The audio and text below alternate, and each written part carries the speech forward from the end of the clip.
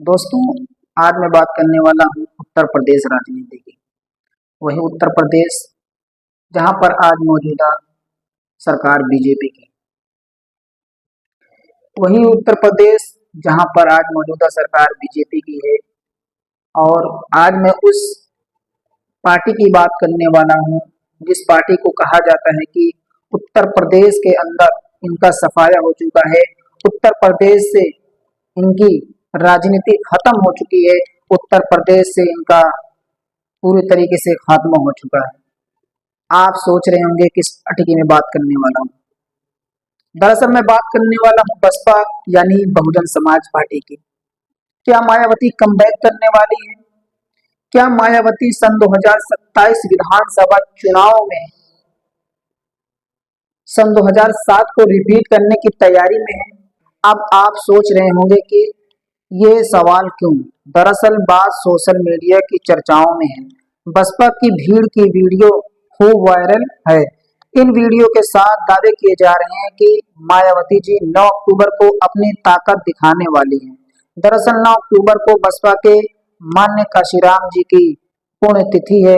Video देखकर लोग बोल रहे हैं कि बहन जी पिछली बार बुलवाया नहीं था तब भी इतनी भीड़ हो गई थी। इस बार तो बहन जी ने ऐलान किया है खुले तौर पर कि इस लखनऊ के अंदर 9 अक्टूबर को सबको पधारना है, तशरीफ लाना है।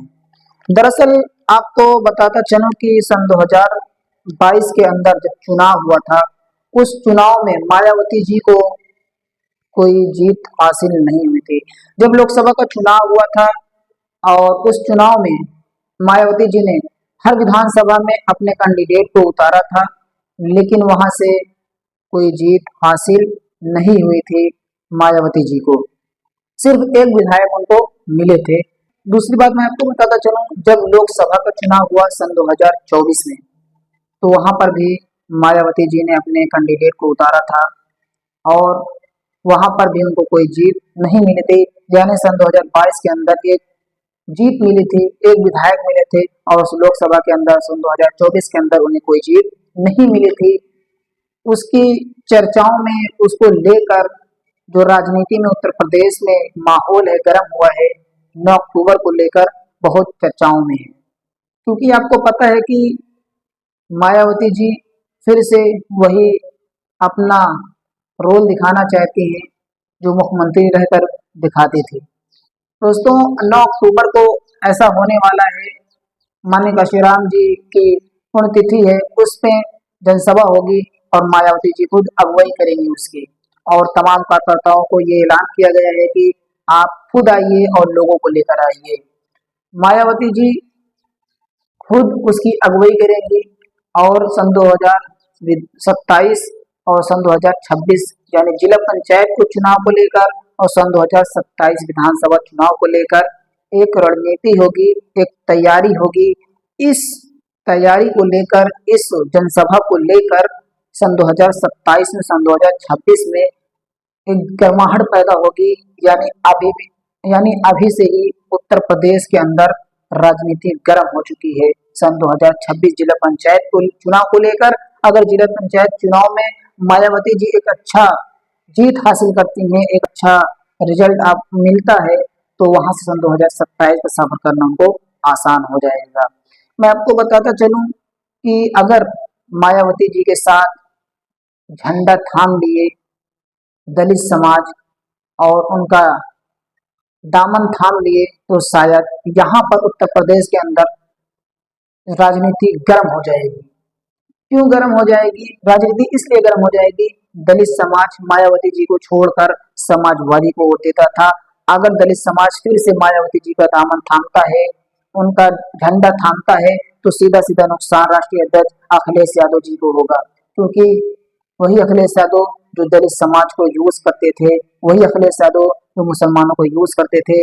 अगर यहाँ से समीकरण बनेगा तो मुसलमान दलित एक होकर, और यहाँ से मायावती जी और AIMIM के राष्ट्रीय अध्यक्ष जनाब बैरिस्टर असदुद्दीन ओवैसी साहब, और अगर जैसे बात चल रही है आजम खान, अगर वो समाजवादी पार्टी को छोड़कर बसपा पार्टी यानी बहुजन समाज पार्टी मायावती जी की पार्टी में आ जाते हैं, यहाँ से एक समीकरण और बन जाता है। उसके बाद सन 2027 का चुनाव, सन 2026 का चुनाव बहुत ही मजबूती के साथ बसपा पार्टी लड़ेगी, क्योंकि बात ऐसी ही चल रही है कि आजम खान समाजवादी पार्टी को छोड़कर बसपा यानी बहुजन समाज पार्टी में आ रहे हैं। और यहीं पर तीसरी बात मैं बताता चलूं, अगर राष्ट्रीय अध्यक्ष उनके अगर जनाब बैरिस्टर असदुद्दीन अवैसी साहब की पार्टी भी बसपा पार्टी में शामिल हो जाती है, यहाँ से एक तीसरा मोर्चा बनता है। तो तीसरा मोर्चा बनने के बाद सन 2027 के चुनाव में, सन 2026 के चुनाव में एक माहौल बनेगा, एक गर्माहट पैदा होगी। और यहाँ पर जो दलाल थे, जो जुम्मन थे, जो यूज करते थे, जो जिसको जो गिलास की तरह हम यूज करते थे, तेज पत्ते की तरह यूज करते थे, उनकी कुर्सियां खसक जाएंगी, सोचते ही रह जाएंगे कि ये ऐसा क्या हो गया।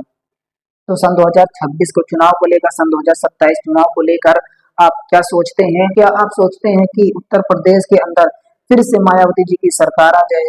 क्या आप सोचते हैं कि आजम खान विधायक जो है वो बसपा पार्टी यानी बहुजन समाज पार्टी में शामिल हो जाए? क्या आप सोचते हैं कि एआईएमआईएम पार्टी यानी राष्ट्रीय अध्यक्ष बैरिस्टर असदुद्दीन ओवैसी साहब बसपा पार्टी यानी बहुजन समाज पार्टी में शामिल हो जाए? क्या आप सोचते हैं कि उत्तर प्रदेश के अंदर तीसरा मोर्चा भी बनना चाहिए, जो दलितों की बात करे, मुसलमानों की बात करे, पिछड़ों की बात करे, मजलूमों की बात करे, कमजोरों की बात करे?